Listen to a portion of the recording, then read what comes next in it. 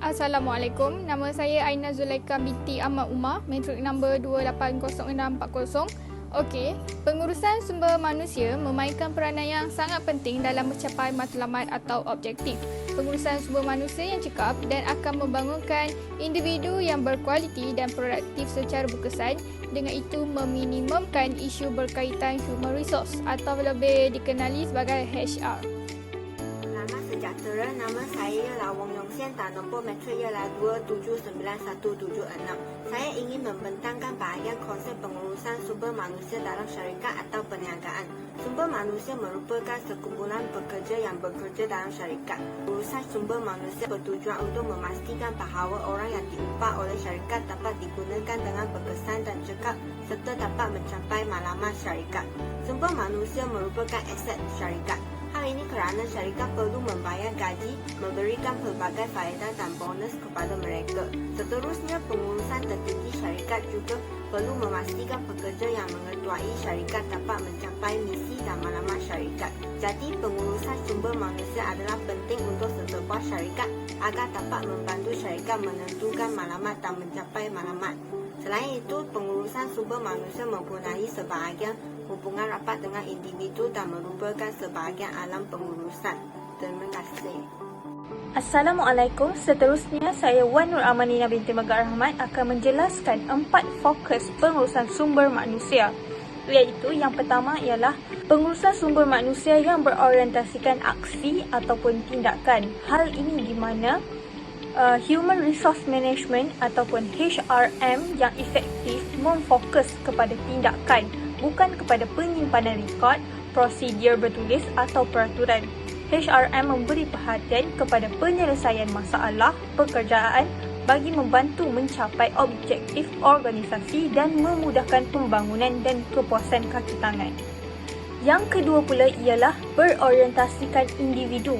Hal ini di mana HRM akan melayan setiap pekerja sebagai seorang individu. Ia akan cuba menyediakan perkhidmatan dan program yang berupaya memenuhi keperluan individu.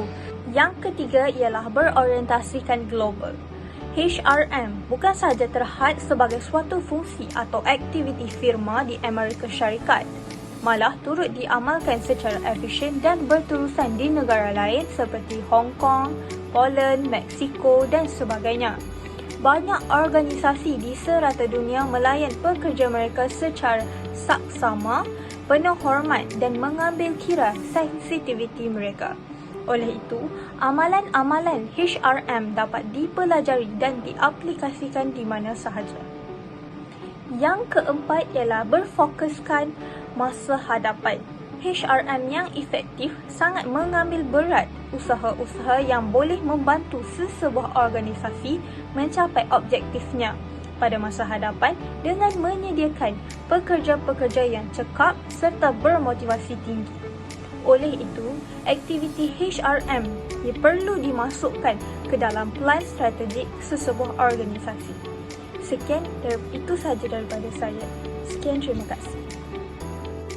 Selamat sejahtera saya ucapkan kepada doktor dan rakan-rakan sekalian. Seterusnya, saya Tam Sun Ji dengan nombor matrik 2797761 akan membentangkan isu-isu dalam pengurusan sumber manusia. Isu yang pertama ialah isu komunikasi. Proses komunikasi yang tidak efektif akan menyebabkan perselisihan faham dan memberikan impak negatif terhadap sesebuah organisasi. Yang seterusnya ialah isu perubahan teknologi. Pengurusan sumber manusia menghadapi cabaran dalam memastikan pekerja menerapkan inovasi dan mempelajari teknologi baru, sering dengan pesaing malah lebih baik. Saya akan serahkan kepada pembentang yang seterusnya untuk isu lain. Sekian, terima kasih. Isu hubungan pekerja. Masalah yang dihadapi para ahli hubungan buruh adalah sikap buruh yang mencerminkan semangat buruh yang rendah, perolehan sukarela dan sukarela yang tinggi dan pencapaian keluhan yang dikemukakan oleh buruh kepada agensi penguatkuasaan hukum federal atau pemerintah. Para ahli hubungan buruh juga bertanggungjawab untuk mengelola masalah kepelbagaian dan bertanggungjawab sebahagian untuk mengelola kepelbagaian. Oleh itu, pakar hubungan pekerja perlu sentiasa membuat tinjauan dan perlu menentukan tahap kepuasan pekerja semasa bekerja di syarikat. isu pampasan dan faedah. Pengurus sumber manusia menghadapi masalah kenaikan anggaran supaya para pekerja terus mempunyai keinginan untuk terus berdaya saing sesama mereka dan mencari calon yang terbaik sewaktu melakukan kerja. Gaji dan faedah bukan faktor utama bagi mereka yang mencari kerja. Mereka sendiri merupakan faktor yang utama yang perlu dititik beratkan dengan serius ketika melihat calon majikannya. Hal yang demikian, tinjauan perlu dilakukan terhadap majikan. Assalamualaikum warahmatullahi wabarakatuh kepada Dr. Mak Rahimi dan rakan-rakan sekalian. Nama saya Muhammad Ali Irfan bin Adnan. Saya memegang nombor kad matrik 280420. Pada hari ini saya akan membentangkan fungsi utama pengurusan sumber manusia dalam syarikat atau perniagaan. Terdapat 9 fungsi utama pengurusan sumber manusia dalam syarikat atau perniagaan. Yang pertama ialah keperluan pekerja, merekrut pekerja, kontrak pekerjaan dan deskripsi tugas. Jabatan pengurusan sumber manusia perlulah mencari tenaga kerja berdasarkan kriteria pekerja yang diperlukan oleh organisasi dan memilih calon yang layak. Kontrak pekerjaan dan deskripsi tugas yang jelas perlu disediakan oleh Jabatan Pengurusan Sumber Manusia bagi memastikan para pekerja dapat menjalankan tugas yang diberikan dengan cekap. Yang kedua ialah membangunkan pasukan untuk mencapai sasaran. Jabatan Pengurusan Sumber Manusia perlu menyatupadukan para pekerja supaya semangat berpasukan antara pekerja dapat dipupuk. Ini akan meningkatkan kecekapan pekerja. Contohnya, semangat berpasukan dapat mewujudkan semangat kerjasama, perkongsian pengetahuan, pengalaman dan kemahiran antara pekerja.